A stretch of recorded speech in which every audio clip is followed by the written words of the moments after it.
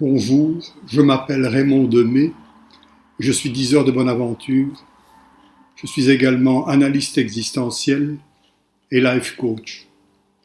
C'est la 9e fois que je m'adresse à vous pour vous parler de mon art, la mancie. Comme les fois précédentes, j'ai préparé un texte que je vous lirai et que je commenterai. Allons-y. Ce que je vous ai raconté la fois précédente, je me permettrai cette fois-ci de le formuler sous la forme d'une équation pas trop compliquée. La culture, ou plutôt les cultures, sont à l'âme du monde ce que ma psyché est à mon âme. Ce qui veut dire que tout ce que j'ai dit jusque-là, de la relation de ma psyché à mon âme, du je à son moi, et d'Ulysse à Pénélope, vaut également pour la relation entre les cultures et l'âme du monde. Ainsi, tout comme le fait une psyché, ce miroir ovale dont on a parlé précédemment, chacune des cultures du monde ne reflète qu'une portion congrue de l'âme du monde, jamais la totalité. Et on peut dire du coup que chaque culture masque plus ou moins délibérément, plus ou moins consciemment, une large partie de l'âme du monde auquel elle participe, ce qui n'empêche d'aucune façon cette partie enfouie d'exister bel et bien et de se voir parfois révélée, ô horreur, par une autre culture. C'est ce qui crée les chocs culturels, le choc des civilisations dont nous parlait le temps d'écrier Huntington. Mais les cultures ne font pas que refléter, que réfléchir l'âme du monde. Elles en font intégralement partie, tout comme nos psychés font partie de nos âmes individuelles. Les diverses cultures sont les représentantes de l'âme du monde, et elles ne le représentent pas toujours aussi bellement qu'elles le devraient. Puis il y a, outre la réflexion de et la participation à l'âme du monde, que les cultures permettent aux diverses parties de l'âme du monde d'entrer en communication les unes avec les autres, afin qu'elles puissent se voir et en arriver à se comprendre l'une l'autre et à se joindre les unes aux autres pour former comme un canevas cette grosse toile à tissage peu serré que Pénélope utilisait pour tramer le destin de son Ulysse. Je crois même que l'âme du monde a besoin actuellement de l'apport de toutes ces cultures pour se mettre à tramer le destin de l'humanité entière. Humanity as a whole. Car c'est bien de ça qu'il s'agit à mon avis quand on parle de mondialisation et pas seulement de finance ou d'un global market. Les cultures et les psychés sont donc des interfaces collectives ou individuelles, les médias via lesquels nos âmes, collectives ou individuelles, s'expriment. Mais me direz-vous, mon âme peut s'adresser à quelques milliards d'autres âmes, tandis que celle du monde, avec laquelle peut-elle communiquer, sinon avec elle-même? Eh oui, bonne question que celle-là, car la réponse à cette question nous permet de constater que l'unus mundus, dont je vous ai parlé, est un vœu pieux, un rêve d'alchimiste. C'est quelque chose qui reste à faire, car l'humanité est un organisme unique, dont chacun de nous est une cellule, certes, mais un organisme qui serait comme privé de conscience, comme peut l'être notre organisme individuel, laissé à lui-même, délaissé, et surtout quand il est morcelé, ne se connaissant pas. Aussi longtemps que notre âme est dans cet état, elle n'est pas en contact avec rien ni personne. Et je crois que la même chose vaut pour l'âme du monde, qui à mon avis se cherche, pour une fois qu'elle se sera trouvée, se mettre en contact avec les étoiles, avec d'autres planètes porteuses de vie, je ne sais pas. Mais l'univers est vraiment vaste et les planètes sont fort nombreuses. Ce que je sais en revanche, c'est que l'âme du monde, dont chacune de nos âmes au monde fait intégralement partie, fera ce voyage en notre compagnie. C'est dire combien l'âme du monde a besoin de prendre conscience d'elle-même, afin de savoir de quoi elle est faite, tout comme notre âme individuelle a besoin de se connaître et de se reconnaître. Et il s'agit là d'une démarche individuelle, autant que d'une démarche d'individuation, que l'on fait seul avec soi-même, idéalement en compagnie d'un bon diseur de bonne aventure, bien sûr, qui sait prêter sa psyché à son client pour la durée des séances. On fait donc cela seul avec soi-même avant d'aller à la rencontre des autres, ces autres qui étaient toujours déjà là, mais qu'on ne rencontrait pas.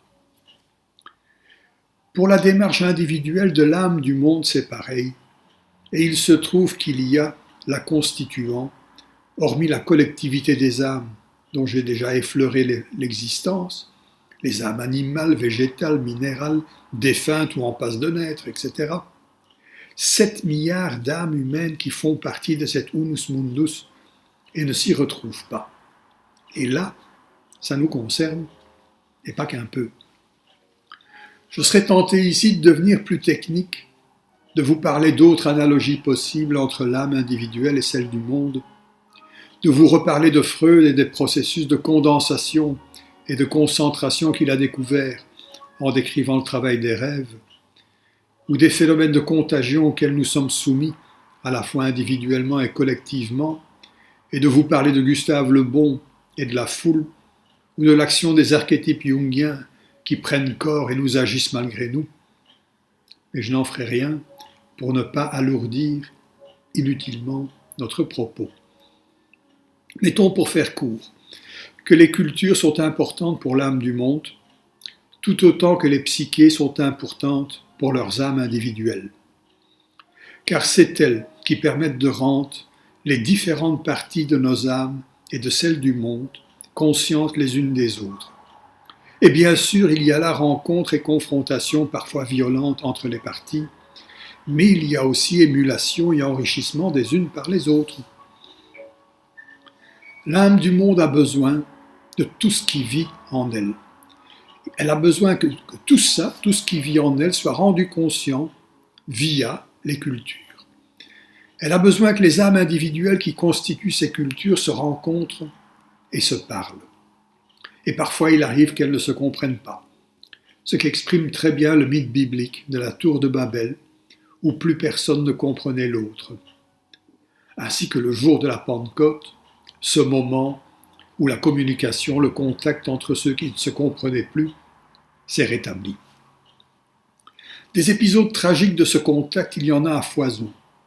2 cultures se rencontrent et l'une massacre l'autre ou la réduit en esclavage. C'est hélas toujours très actuel. Et ce n'est pas ce genre de contact-là que je désignais en parlant de langage et de communication. Car dans ces cas-là, l'isolement valait bien mieux que la rencontre.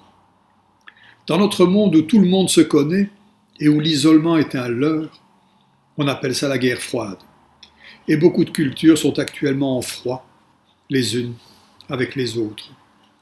Par ailleurs, ces guerres, il faut pouvoir se les permettre et il vaut mieux qu'elles opposent les faibles aux forts. Ainsi, il y a au moins un vainqueur. C'est cynique. Actuellement, hormis dans certains cas isolés, on ne sait plus très bien quelle culture sortirait grandie de ce genre de conflit. Certains riches seraient plus riches encore, et beaucoup de pauvres seraient encore plus pauvres. Ça oui.